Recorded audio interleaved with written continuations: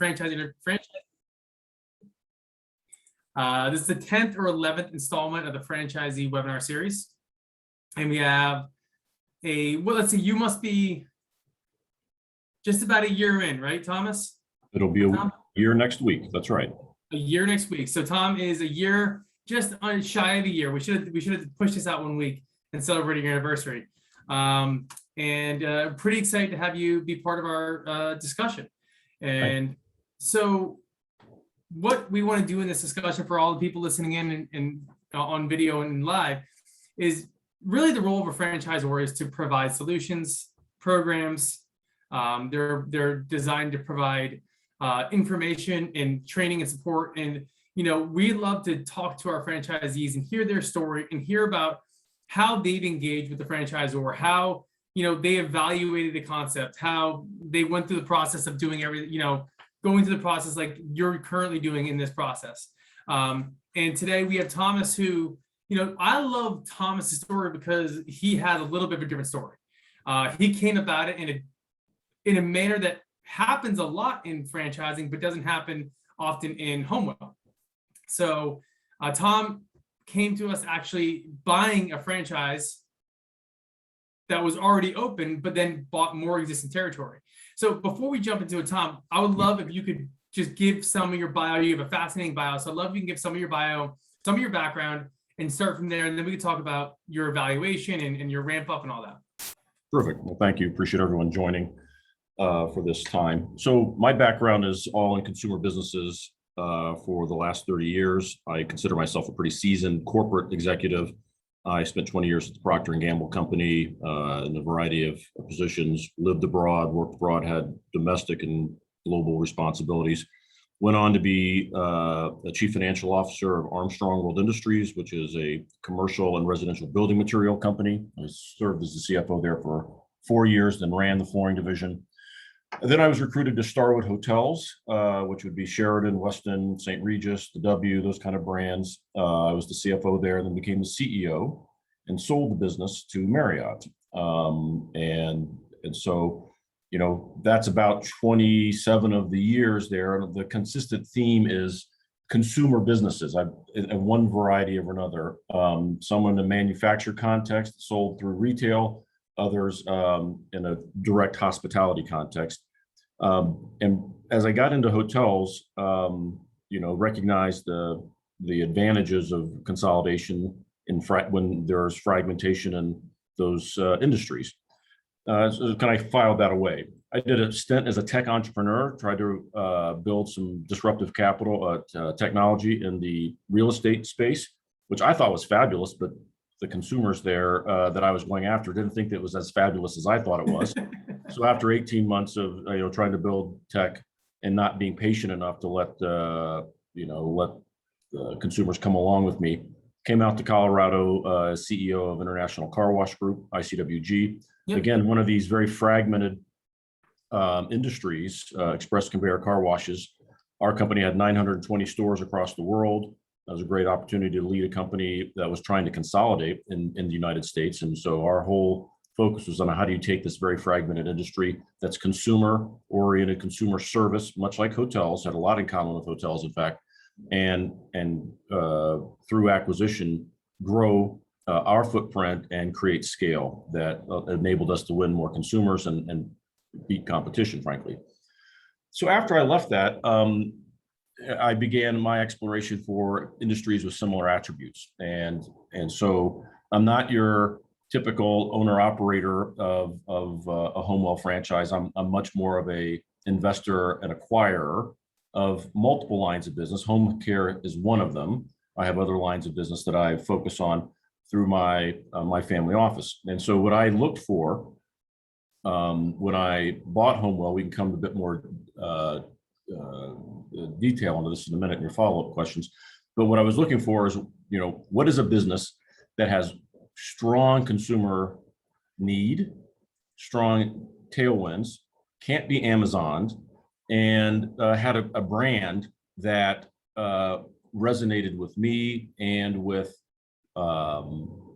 consumers, and it could back it up. A brand can't just be a nice logo; it needs to be able to back it up with the programming and other capabilities.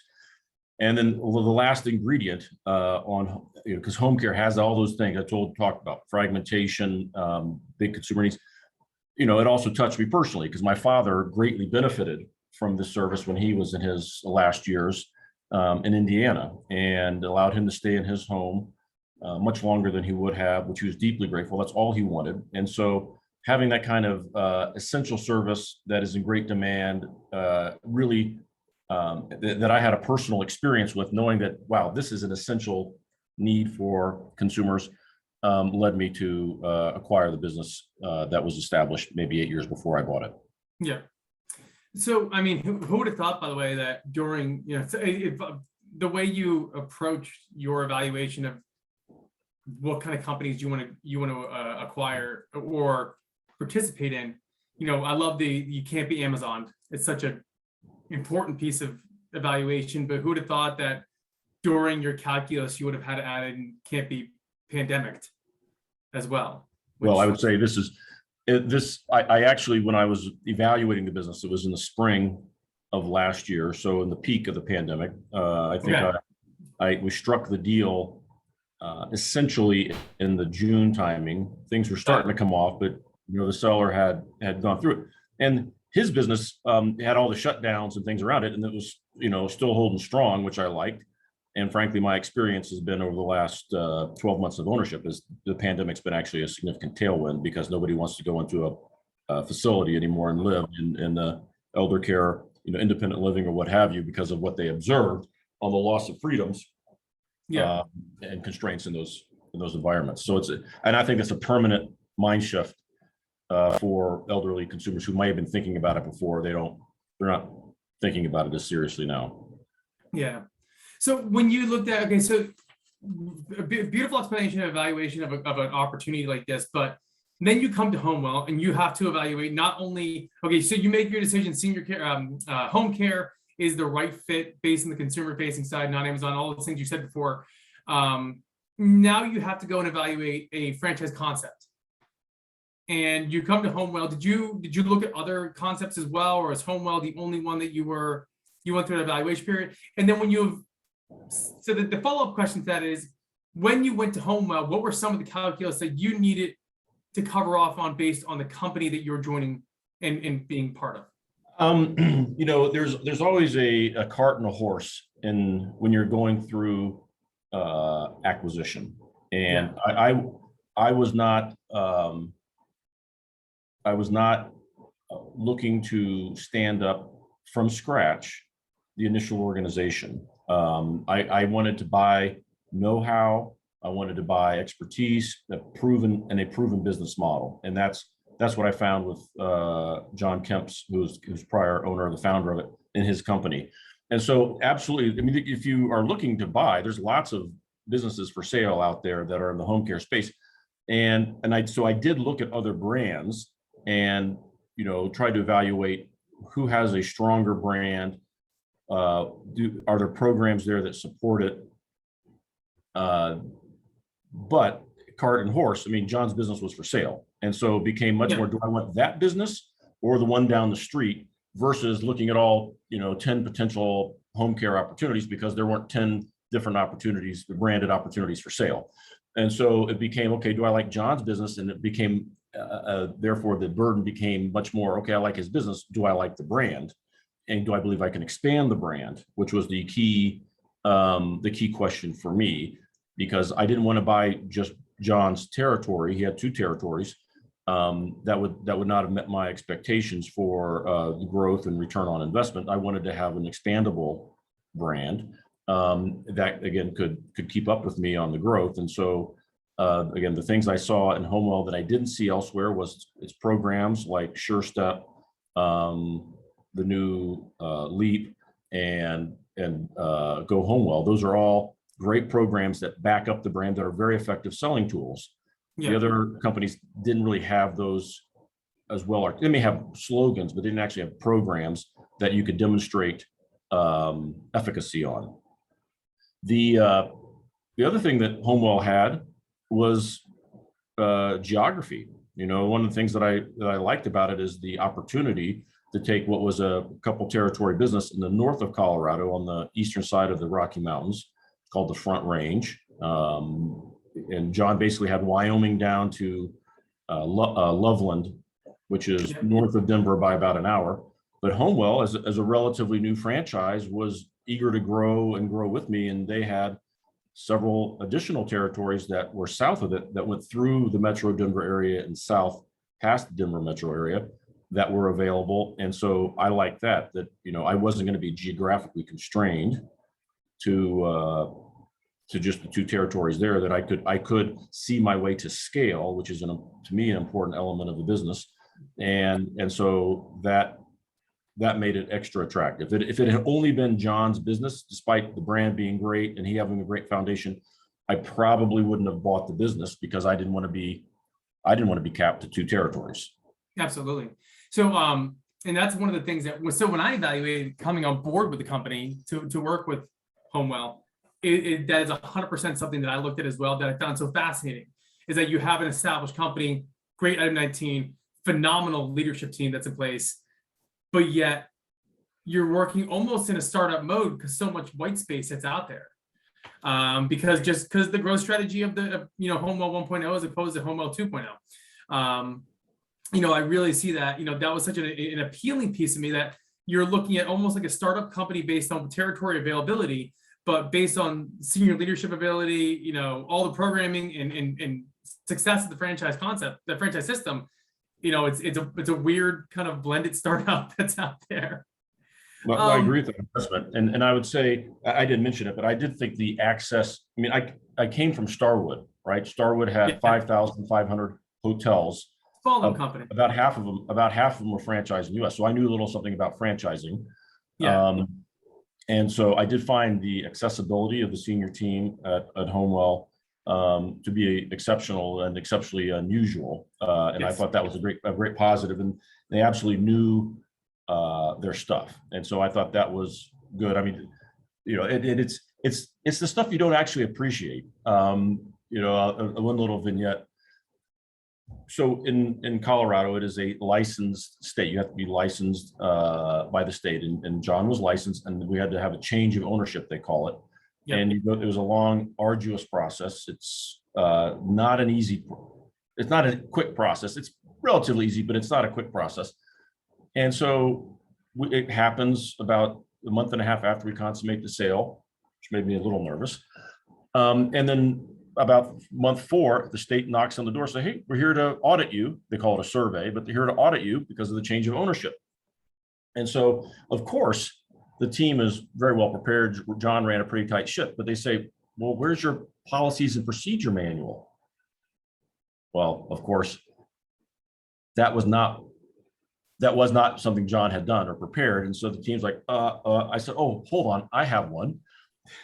I go to the HomeWell portal, and there it is, 243 pages worth. Just fill in the blank of, HomeWell Care Services of Colorado or whatever the legal entity name is. And 20 minutes later, so I put it in your email. And so they had my policies and procedures manual. And, were we using it to operationalize? Were we training employees on it? No, we weren't, but it was there if we needed it. And that's what the state really cared about. Do we have it? Because there's no way, most people aren't training on policies, procedures from a 240-page manual, right? But it was there, and that paid the franchise fee for year 1. Brilliant. Okay, so you buy two existing. Now remind me, 6 additional. 6 additional, yes. Okay. How did your ramp up go with that? And how did you focus your initial ramp up? So your initial focus was on, listen, what people don't understand that I always try to remind people is that you luckily bought from John, and John was a great owner. Sometimes you buy an existing location, you buy a resale, and you've probably seen it 1,000 times in the hotel space. You buy a culture that's not your culture, and oftentimes it's difficult to implement your own culture into an already existing culture. So it's kind of tricky way to go about doing the business. It sounds awesome at first, like, hey, I get to go out there and run a business, buy a business that's already revenue generating, but going in there and taking over that and taking their culture, taking their employees, all that stuff is sometimes difficult. So you were lucky to purchase from John, but what was your kind of first plan of action there? And then how did you grow your next territories? What was your next strategy, and how did the team work alongside you through that process? Well, when you're buying a business, you do all this diligence, but Yeah. what you don't get to do is actually talk to the employees that you're buying. Like the owner is going to ride off into the sunset. And yes, he's created a culture. He's built a team that worked well for him. Yeah. And I had an opportunity to meet his number 2 person the day before the transaction closed. And I could have canceled the transaction arguably if I didn't like that meeting, but I really didn't get to see anyone else. And so it is a bit of a total blind spot of what you are actually acquiring relative to people and culture. Like I could assess John as an honest guy, a hardworking, honest guy. That's good enough for me to start with. And I could tell my diligence, like where he was process oriented, where he wasn't process oriented. You get my story about the procedure manual. Yeah. And so you take that. But so my job number 1 was to not break anything. Like it's like when you're acquiring, it's like a doctor. First, do no harm, because it's working fine. Like you bought a stream of revenue, so if something's working there, don't assume you know better. And I, other than as an observer of my dad's care from 500 miles away, I didn't know anything about the business. And I went to the HomeWell training and such, but they did. And so my first job was like, let them run and observe. And so for the first couple of months, I didn't touch anything in the operation except hire where I knew I would need capacity for expansion. I hired a community outreach person because they were not doing community outreach. And I hired an HR leader because I needed to hire. If I was going to expand, I needed to hire. And I could see that their people policies the people discipline wasn't great. But all the care management systems, how they did shift, didn't touch it. And so really, the first 3 or 4 months was observe and nudge, encourage, and prepare for the growth. And so part of that preparation was, going out and getting some new lease space in Boulder, which was an existing territory that John had, but he hasn't exercised, and go out and hire a person down there to receive the training that the team was doing. But again, I didn't touch the training. So started that path. And over, the subsequent next 3 months, started really trying to drive modest changes in culture, modest changes in organization structure, really to support scale and growth. Because to run an office, if you're going to run a single office with 3 people that you've known for 10 years or 4 people that you've known for 10 years that, has taken in clients mostly through a VA referral process, Veterans Administration referral process, so not consumer marketing, consumer oriented. That was a great foundation of business, but it wasn't going to be what could scale. That approach to management, that approach to a customer acquisition wasn't going to scale. So that's where we made the biggest change. Like I didn't need to change how they delivered care. Care was great. How we marketed, how we did community outreach, how we hired, how we drove performance appraisals and accountability. That's where I started touching and probably had the deepest impact on culture. And some people like that, some people don't. I'm happy to say I haven't lost any employees from John's days, and I've hired double, what was there before in the first year. But that the people that we've hired have a bit of a different style and hunger, frankly, to drive, which is now starting to reflect a bit my culture. Yeah, that's brilliant. How are you ramped up in all 6 territories currently, or? No. So again, I have 4 offices opened now that ostensibly cover all 6. But again, as I'm trying to learn the business, trying to figure out how many physical locations do you need to cover geographic territories. And again, Colorado, if you go look on a map, you go Wyoming border south to Castle Rock, that's a vast geography. Yeah. Without traffic from Castle Rock to the Wyoming border is about a 2-hour drive. Okay, so on a highway. So it is a vast geography. And so trying to figure out how many offices do I need to cover those 6. I just opened this week got licensed for my 4th location. So I started with John's location in September, opened Boulder, which is an existing territory of his that he didn't exercise in January, opened Denver North in April, and now doing Denver South. So, so I may need another office or 2 to fully exercise all 8 territories, but first things first, and all these things take investment, right?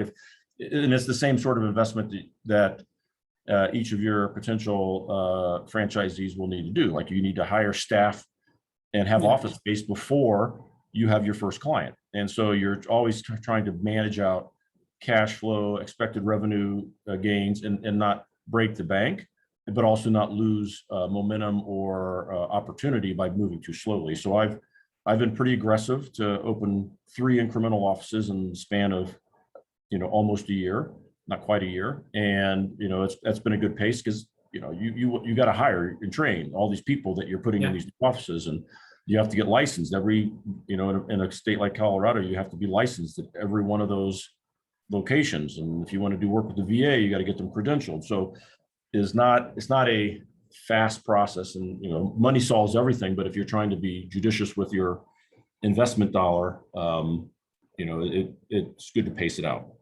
Yeah.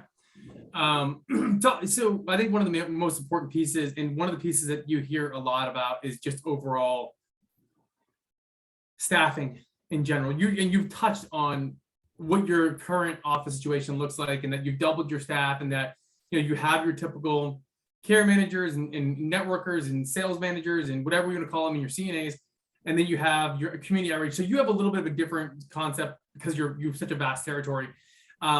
But in general, I think one of the things that I always love to just tap on, because everybody has a different philosophy and it works for different ways, but it's good for candidates to hear it. Generally speaking, what is your HR philosophy for hiring?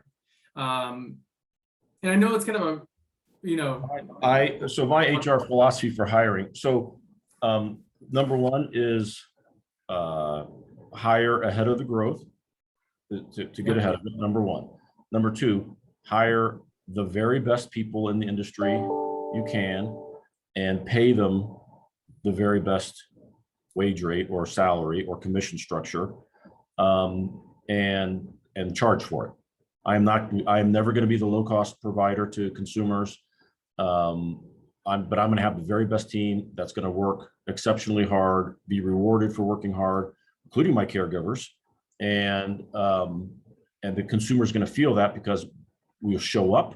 I can't tell you how much business I win because my caregivers come when they're supposed to come. And if they can't come, we send someone else. And how many of our competitors fail on the service level?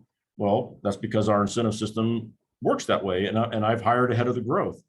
My salesperson is the highest paid person in the company, probably this year by a significant order of magnitude. Well, she's working on commission.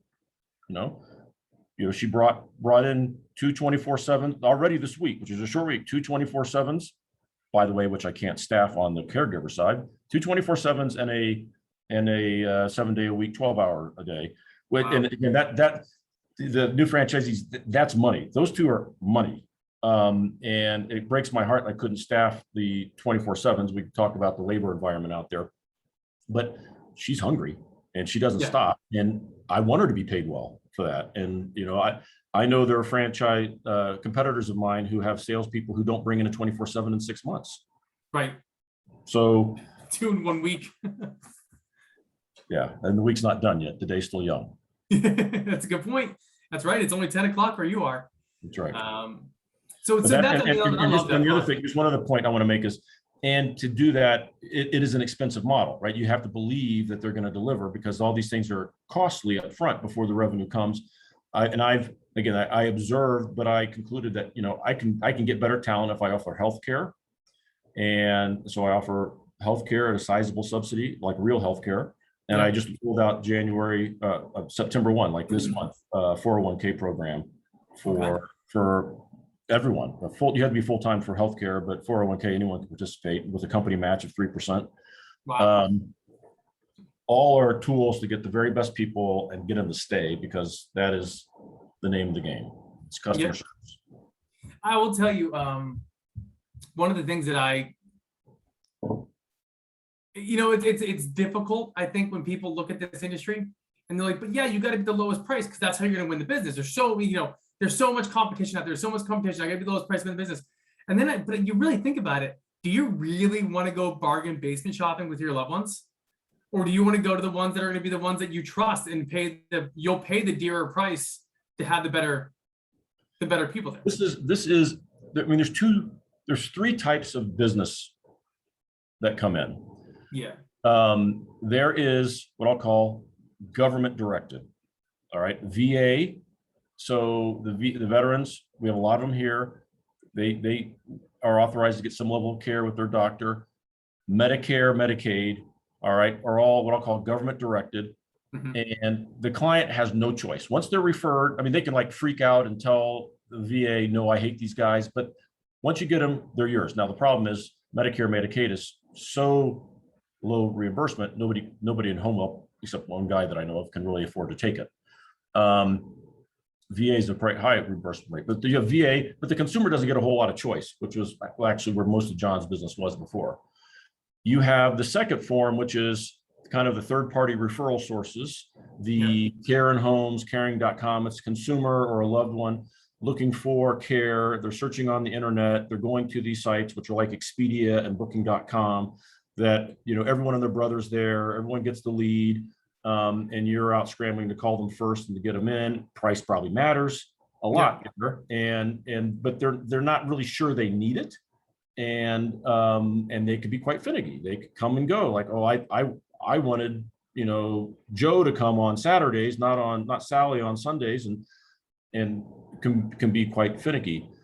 And they're also typically small hours. And then the third bucket is referrals from trusted authorities, meaning my doctor, my lawyer, my neighbor, because of personal experience. And that's where the money is. That's why that's what Wendy does, is goes talk to these B2B, business to business, credible referral sources, because that's where the 24/7s come. No one's looking on the internet for 24/7, because if that's the case, you know, they're going to die next week. Like it's, I mean, not to be crude, but they've waited too long if they're searching on the internet for that level of care.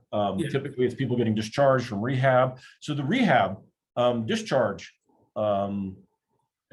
manager is the one making the authoritative, I recommend you use HomeWell. I've referred them 6 times. They never miss an assignment. And you're going to pay a little bit more, but they'll show up, and they'll be high quality people. So those are the 3 types of business that you can get. There may be others, but that's how I think about it. But it's that third party business to business referral is where the extra couple dollars an hour does not matter. Yep. 100%. So, I mean, it's Wendy who's out there and she's cooking, obviously. She spends a lot of time, and, you know, most of her, we call them sales manager, but I almost feel like we should call them network managers, because that's what they're really doing. They're managing a network and creating those relationships. She's out there on a daily basis working with these doctors in rehab facilities and places like that, really focusing on creating these relationships. You have said you run a family office. This is an investment part of your family office. What is your day-to-day like in the HomeWell? Yeah, so I have 3 direct reports. So I've chosen to have 3 functional heads. Wendy is my sales leader. In fact, she's about to hire someone else to cover, again, it's a vast geography. I've got my HR head, and I've got my director of care. Okay. The director of care was John's number 2 person, basically ran the Loveland office. And so each of those 3 ladies has their functional expertise and their organization below them. And then they essentially work for me. I spend about a day and a half in the business a week. And they run their functions, and they collaborate. We take all decisions together that affect, people, hiring, because all 3 of those need to happen. Like, you can get clients, and if you don't have caregivers, that's a problem. And that's a hiring problem. And if I've got caregivers that aren't performing, it's an HR and a quality of care issue, and it bleeds back into bad B2B referrals. So those 3 ladies work as a unit to drive their functional expertise. So I spend about a day and a half. I focus on expansion, leases, hiring at the manager level. I'll do interviews. pricing, Yep. I'll call financial analysis on the business, both that manifests itself in where do I spend money, where do I need to take pricing, that sort of thing. And that's, like big issues that come up. Like if there's a really big consumer issue, I'll make a phone call, but I bought John's business because it was self-sufficient. He didn't have to be very active. And I'm staffing again ahead of the growth, so I don't have to be in day to day because I've got other businesses that I'm doing that on. I would say for new owners that are coming in that are starting from scratch, they should expect that they're going to be super involved in many of these aspects of care, HR, and selling. They have to do all of it and hire people that can support them to do all of it until they've got enough growth to get functional expertise. It doesn't make economic sense to go hire a sales leader, a community, a care manager, an HR manager, and a scheduler day one when they can do some of that themselves. And so I probably look a little heavy, both because of my growth and also my management approach. Yeah, no, it's pretty interesting. And that's, that's what we're all looking to get to. And we talk about with the franchise candidates, we always talk about, listen, you got to figure out, hire to your strengths, hire your weaknesses and work to your strengths and figure out those pieces of it. But the objective is to get to that point where you have your direct reports who are running the business for you, and you're looking at the macro issues and the strategy of growth, and which is where you're at currently in this trajectory of your business. So I guess, I had a great question for you, and I just completely blanked on it. That's the story of my life. Inside of the franchise system, generally speaking, we have I was fascinated by, a decade in franchising, working in consulting with multiple different firms and multiple different brands. I've never been inside of a franchise system that is so communicative and helpful. What is your current relationship with the franchise system? I think they have worked super hard to be flexible. I'm a different animal with different needs with 8 territories. I don't think there's anyone that has 8 territories in the network. You have to correct me if I'm wrong on that one. But so my whole focus is on scale and how to get to scale. How do I operate? How do I organize legal entity structure to deal with 8? And Brandon, Casey have been very, very flexible with me, which is much appreciated. They see the potential in the markets here and wanted to get at it fast. And so I haven't felt particularly bogged down in franchise hell like I can imagine some of my franchisees did that were Sheridan or Weston franchisees. Yeah. I think there's a good pace of innovation that pops out through programming. I think their deployment of social media into Facebook, Instagram channels is good. It keeps things looking fresh on our social media channels. The area I've given consistent feedback on is I need to do more on the digital front as a franchisor. They leave a lot of that to us. They got the web page, which is a fine web page. It could be better, but it is the marketing, the brunt of marketing falls to the franchisee, which is fine. They just need to help enable that with content, with web capability, search engine optimization, and that's when I give Brandon and Casey and Michelle and others my feedback. I give them lots of good feedback, but that's often where I point them is where they can do better. Yeah. And what about with the other franchisees in the system, where it's another, again, very communicative inside the franchise, the franchise network of all of the existing franchisees? Are you heavily involved with the other franchisees, or have a communication? Well, certainly, I like the folks in the call today. I did my diligence, talked to several of the franchisees who some long-term, some were newer in their startup, and I found that very helpful. I think COVID has hurt some of the opportunity for folks to get together. We're getting together in October as a West Coast network, so I'll get to meet some folks for the first time. That's right, face to face. And I forget what you're calling it, but it's like little mini pods of franchisees. Regionals. The regionals, yeah. And that'll be good. I've never felt the need, except last week. I mean, last week was probably the first time, and that's probably because I'm overconfident.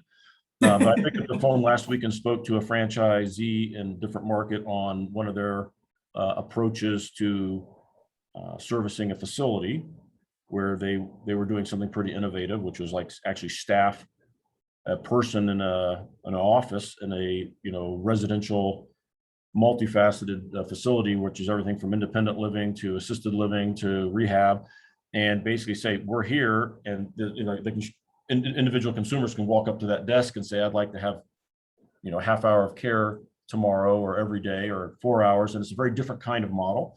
And we had a great chat with Wendy and her on that for about 40 minutes to understand how they were executing some of the complexities of it, which was great. And she was, helped us formulate our thinking on how we wanted to approach that.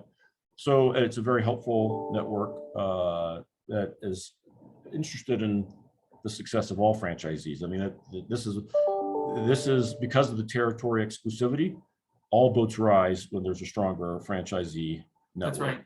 And if a franchisee blows it, it can hurt all of us, as you guys have seen in other franchise stories. So, we want a strong network. We want to help them be successful. Absolutely. Listen, everybody. So for all the people participating today, please feel free to ask questions. So we have a chat function, we have a question function. And I forgot to use that little piece of housekeeping before we started this conversation, but please type in your questions, ask any questions to Tom. He's going to be, more than willing to answer anything for you. So we'll make sure that we have a question answer, but if you have something, type it into the chat function so we can make sure that we remember that. And when we're going to start wrapping up here as well, just for, Tom's given us, some brilliant timing here. I guess, hey, James, if you want to go ahead and just type in your question, I don't think we can unmute people at this moment, but so you can type in your question into the Q&A. So I always try to end on two different, on a kind of a theme of question. And, my major question for you is like, hey, so you're 51 weeks into the business. How was your first year? How's business going for you? It's great. It has exceeded my expectations. You never know what you're going to get. The biggest risk when you buy something is transition risk. The top people leave. Yeah. You're stuck with a bag that you don't know what to do with. And so it's been great. We are probably, this month of August, we were up 80% versus the prior, I won't say prior year August, but when I snapped the chalk line on the acquisition where he was on sale. So he had a couple months of growth after we agreed to price, but we're up 80%. And that's due to office expansion. It's due to ability to retain caregivers and deliver service in this very turbulent COVID environment, both labor force and consumer behavior. So I'm thrilled. I mean, when we did the plan in December for this year, my goal was to get to 4 offices. We've done them on time, and the organization has been able to scale, and we've been able to hire very well at the managerial level and office staff level, and so there's immense potential. I've gotten credentialed with the VA. I've gotten licensed, so through all those steps. So I'm very happy, and it's just a matter of how far can this go. And I think this business is probably on a run rate right now of $3 million a year. I bought it, was on a run rate of about $1.6 million, $1.7 million. Maybe a little less. And that's having just opened Westminster, the one office 4 months ago and the other office this week, right? And so I have immense potential. And again, there's probably an opportunity for 1 or 2 more offices. And so, this has, there's no shortage of clients. Yeah. No shortage of clients. It is all about my ability, your ability to execute in the competitive space. But there's no doubt there's immense demand for this, given the aging population, the COVID effect on facilities. There's and Amazon can't figure this one out. Yep. And then I guess, looking towards, being an ex-CFO and CEO, I'm sure you never do any forecasting. So how are you looking at your expansion for, I guess the next rolling 12 months we won't call it 2022 specifically, we'll call it the next rolling 12 months of year 2. Yeah, so, I mean, run rate means it's like if I take today's month and multiply it by 12, that's where I am. So that's if we don't change our trajectory from what we did today, we just hold it flat, that should be about a 3 million. I'm expecting that, of course, we're going to continue to grow. I would be disappointed if we're not at a $5 million run rate at this time next year. Okay. And are you looking at further territory expansion, or is that all confidential? Well, I mean, I could, I mean, the territory and offices, I mean, so I'm not looking to go beyond the 8 that I have right now, and because I have lots of time and opportunity to fully build that out. Whether I put another office or 2, the reason to have offices is only for recruiting and training of caregivers. Consumers do not care. I think we've had a consumer in Loveland, which I've had a whole year, twice in the year, to drop off a check. The offices are not for consumers. It is for employee training, and geography matters. Like if you can get your employees to all come to one central training center, there's no reason to have more offices. But when you have to have them drive 45 minutes to go training and do evals, that's a problem. And so that'll be what I'm evaluating. I can cover for sales the all 8 territories with these 4 offices, why I put them where they are. I'm not sure I can recruit effectively for all 8 territories out of the 4 offices I have. And right now, the name of the game is recruiting caregivers. That is the most difficult thing, surprisingly, that this year has brought. You guys have all heard about the labor shortages that are out there. It has impacted hospitality, restaurants, home care, healthcare. It's a war for talent out there, and be able to keep and retain the very best is the biggest challenge. Like I said, if I could have hired the caregivers, I would have had 2 24/7s, and those 2 24/7s would have added about, if I could have gotten them and held them, that's another 500,000 of revenue, right? So if I'm talking about a run rate of 3 million, and if I'd gotten those 2 24/7s and been able to hold them for a year, which is iffy, but that's an assumption. Yeah. That's 500,000 on top of the 3 million. So you can get a sense of how impactful that could have been if I could have hired them, if I could have hired for it. So talent is the key issue right now. Are you seeing I know the summer was very difficult for some people. Some market depends on the market. Some markets people aren't feeling the pinch. Some are feeling it more difficultly. Are you seeing anything loosen as we enter the fall? Are you starting to see more people raising their hands for labor, that labor shortage issue going away, or?